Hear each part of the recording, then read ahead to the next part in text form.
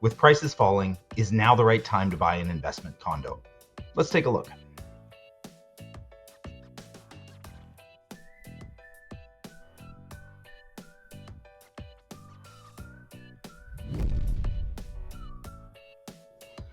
So this topic came up because I had a viewer message me. They were looking at prices falling. They were looking at rental prices not falling, and they were asking whether now was the right time to buy an investment condo. And specifically, could they make it work where an investment condo would be cash positive? The answer is you can always make it work where an investment condo is cash positive.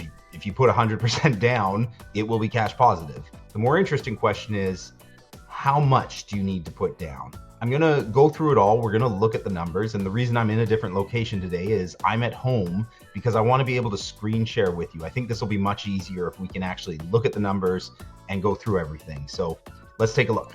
Our first step is we need to figure out how much can we actually rent a condo for. And we're gonna start with 1 bedrooms. You got kind of 2 choices with trying to figure out where your rental possibilities are in New West. You're either going to be using Facebook Marketplace or Craigslist. I like Facebook Marketplace more.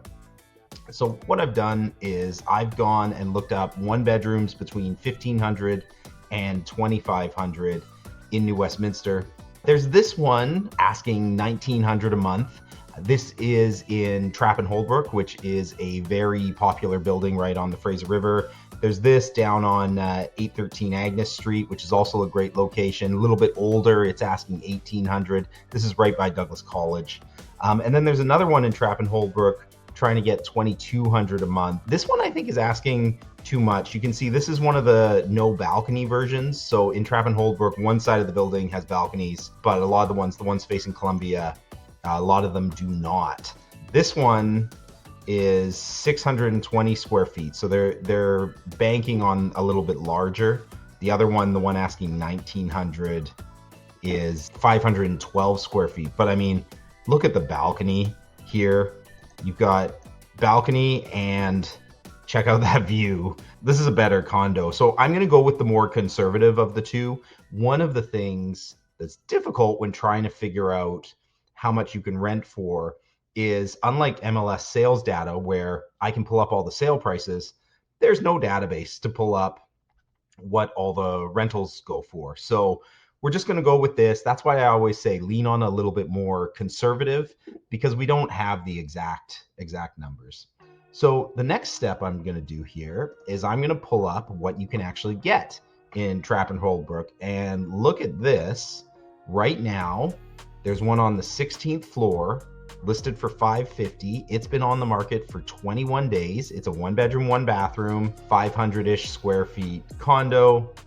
This might even be the actual unit that is for rent. We can see, while it's a little messier in the pictures, it is very, very comparable, if not identical. So they're asking $550. But if we pull up the stats right now, the average condo in New Westminster is selling pretty fast still. We're going to look at average days on market. 8 days is the average days on market. This one has been on the market for 21 days. 8, 16, 24, we are almost 3 times the average. There is a very good chance that these guys are asking a little bit too much. So the next step is, well, what are the comparable sales going for? Now, since the market shifted, we haven't had one of the 1 bedroom units in Trapp and Holbrook sell that has a balcony and a view. We have, however, had 2 sales in Trapp that were that other style, the one that we were looking at before that was asking $2,200, that we think is asking a little bit too much. Both of them sold for $475. I'm going to use this one on the 4th floor as my example, because I sold this one, so I know it very well. But you can see, nice unit, but no balcony, no view. You're on the 4th floor here, and you are looking straight out onto Columbia, about the same size. So that sold for $475. This one's asking $550. For sure, that balcony is worth 25 grand, so that would put it up to 500. And then the view, let's also say that's worth about 25 grand. So that, let's say that this should sell for 5 1/4. So now we've got how much we have to spend. and we know how much we can get in rent. So the next step is to jump on a mortgage calculator. This is TD ones. If you just Google TD mortgage calculator, this will come up. I like theirs the best, although you can use whatever one you want. We have 525. You have to put 20% down as a minimum down payment on a mortgage on an investment property. So 20% of 525 is $105,000. That's your minimum down payment, which would leave you with a mortgage of $420,000. I didn't do that on purpose, I swear. So then we need to figure out our mortgage rates. So if we're going on a 5-year fixed term mortgage, I sent a few mortgage brokers messages just to check where they could get right now. And we are looking at, on average, about 4% as your interest rate. And we have 25-year amortization. Let's crank it up to 30 just to bring it down. So you're paying off your mortgage in 30 years instead of 25, which will mean your monthly down payment is a little bit lower. And that would get us to a monthly payment of $21.37 and 58 cents. Our rent, we know we're saying would be $1,900, and we would have a mortgage of, I should learn how to spell mortgage, $21.37. I'm just going to round that up to $21.38. Even before we go into our other costs, we are not cash positive with the minimum down payment. Now, what are our other costs? Well, we have gross taxes of $1,974. And if we take $1,974 and we divide it by 12, we are looking at an additional $164, rounded up to $165 with the change per month. And then there's one other big cost, and that's your strata fee. And we are paying $238 per month for strata. Now, you also, I would recommend, anybody who lives in a house, you have to pay for things when things come up, like the roof and all sorts of other things. Same thing with a strata. The difference in a strata is you are going to get what is called a special assessment every once in a while, when they need to do the pipes in the building, when they need to do the roof, the parkade membrane, the balcony membranes. All of these things need to get done every 20 years or so. They're on a bit of a life cycle. So let's say over 20 years, we are on average, let's say 10 grand for each of those things. 4 things on average. On every 20 years, you're going to need to spend about 40 grand just renewing all of the systems in the strata. If we average that out, that's about $2,000 a year, or an extra $166, round that up because there's some change, $167 a month. We are going to call this building maintenance.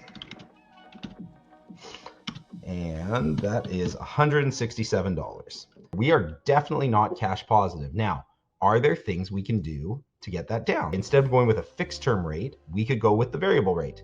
And right now, going by the same math, we are looking at 2.5%. Now that'll fluctuate though. So whether you're comfortable going with the variable rate or not is your own, you know yourself personally. I'm actually renewing my mortgage right now. I'm sticking with the variable, even though interest rates are going up. The savings are quite significant. Look at that. Your monthly payment drops to $17.97.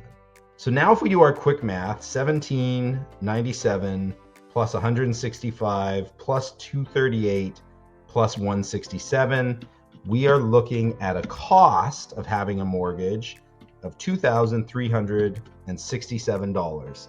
You're going to get $1,900 in rent. So an investment condo right now is going to cost you $467 a month at the minimum down payment. So in order to be cash positive, we would have to drop our monthly payment by $467 a month.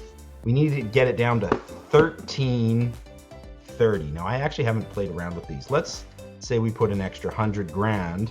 Oh, boom.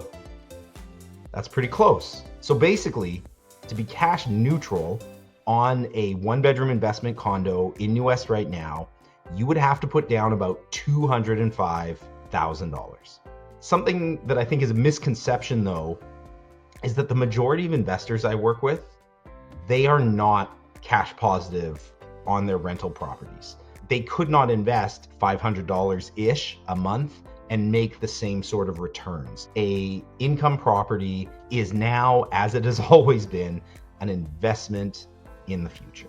But if you got 200 grand lying around and you want a zero neutral investment, that's a possibility as well. A client of mine this week was asking me what I thought of the report that came out about the Cullen Commission. This was an in-depth look at money laundering in Greater Vancouver, and also one of the factors they were looking at was how this has affected home prices in the Lower Mainland. I think that's what I'm going to talk about next week. I'm going to do a real deep dive on what they had to say, what it means for real estate in Greater Vancouver, and if it's going to have any effect on us.